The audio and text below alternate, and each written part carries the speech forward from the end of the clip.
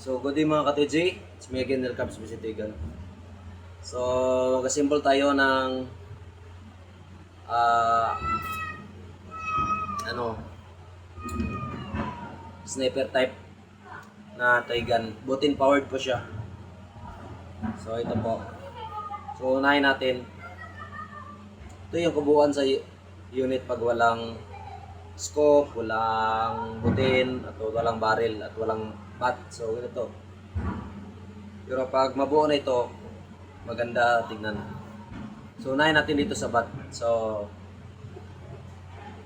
ang purpose itong video na to is para ipakita ko po sa owner ng toy gun na to na ganito pag-assemble. So, unahin mo dito sa bat. Tapos, i-align mo lang. Pag maka-align na dito, yung dulo-dulo, okay na yan. So, sa susunod, itong check valve. So, ang check valve, ganito lang pagpasok siya.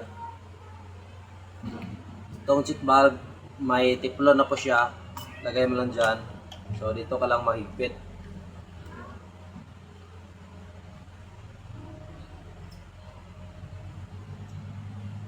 Tamang higpit lang, sir. Tapos, itong butin cover.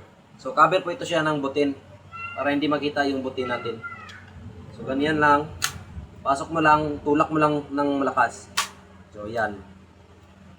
Nakalock na po siya. Tigas talaga. So, dapat siya, sir, na kuan. Ganito. Na may ikot-ikot siya. So, yan lang.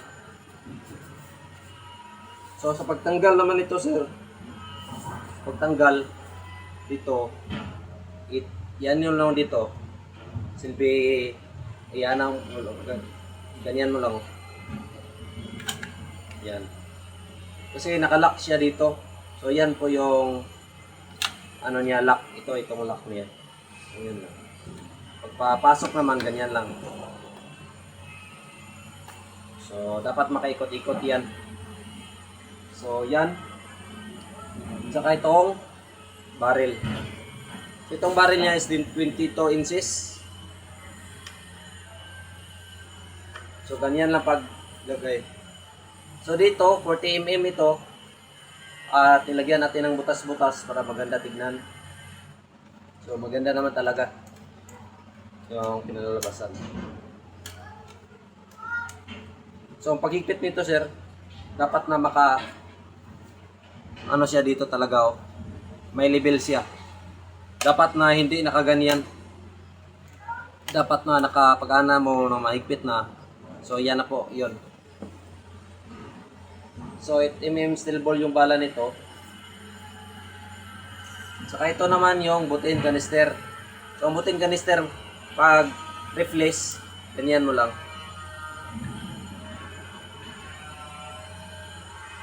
Ang purpose itong nasa dulo yung cover niya para so paglagay naman may butas dito. So diyan mo silipin yung butas kung nakapasok na ba yung sirens.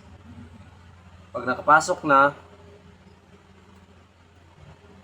tulak mo lang.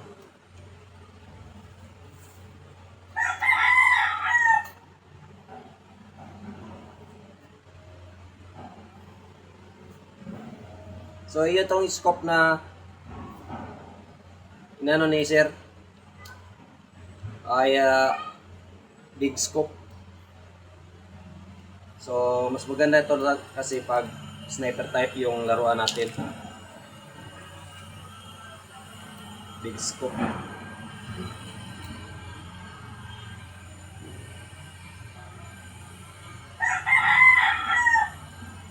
So, dito mo lang ilagay, sir. Sa pangalawa dito dapat naka-level yan.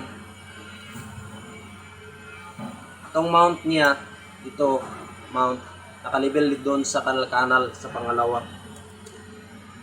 kasi dito yun natin na zero to.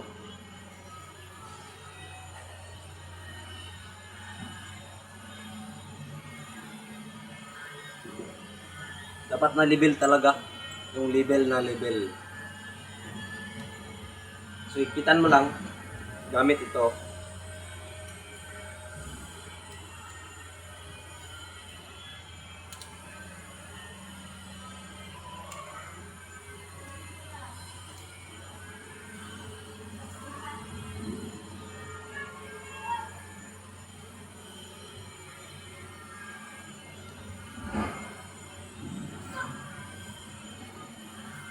So, ito ng kabuuan ng unit ni Sir from Sir Tabangay ba yun?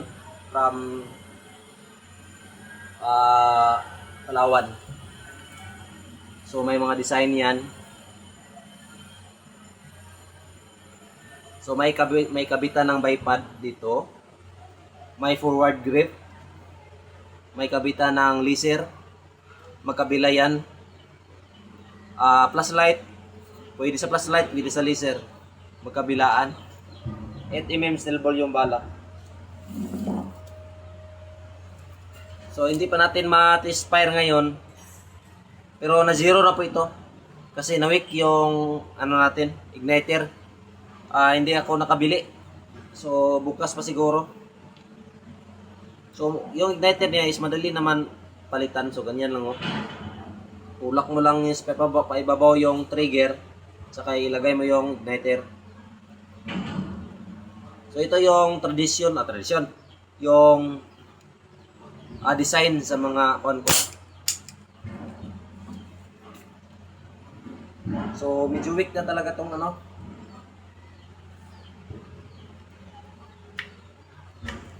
So, ito yung ano niya, sir.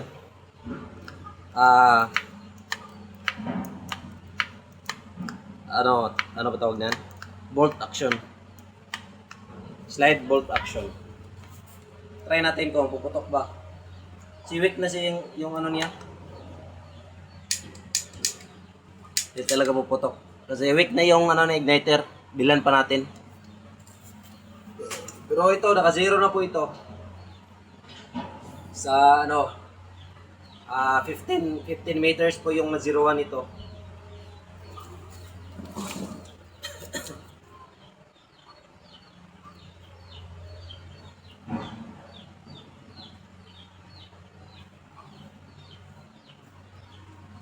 So, may kabitan siya ng single point sling. So, single point sling lang yung ilagay natin nito sira na ano, na sling.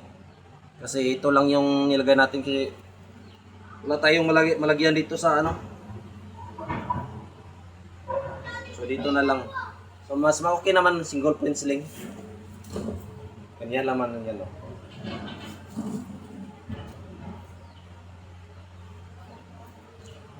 Sniper type ni Sir Tabangay from Palawan.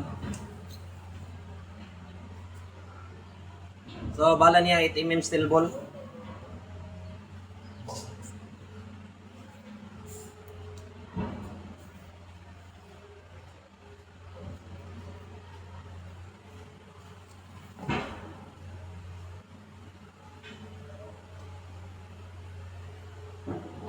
So, yung scope talagang malaki siya.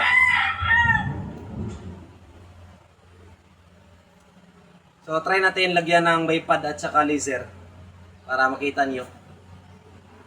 So, ito laser, green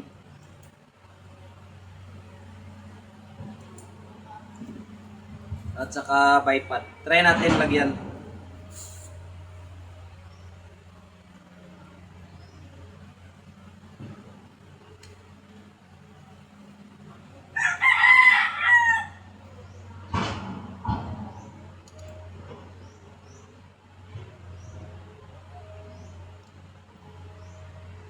Itong bipod pala at laser, hindi sa kanya to.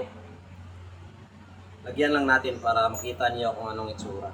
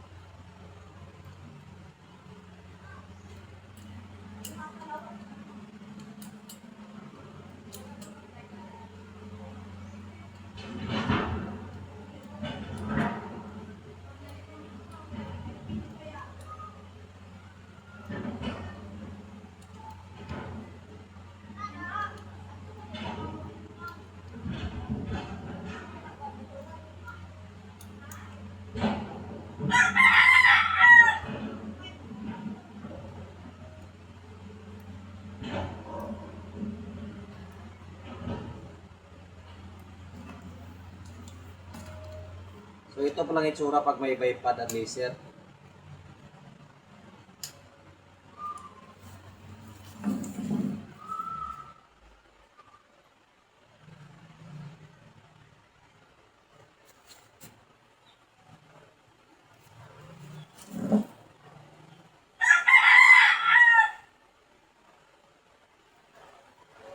So yan lang po sir.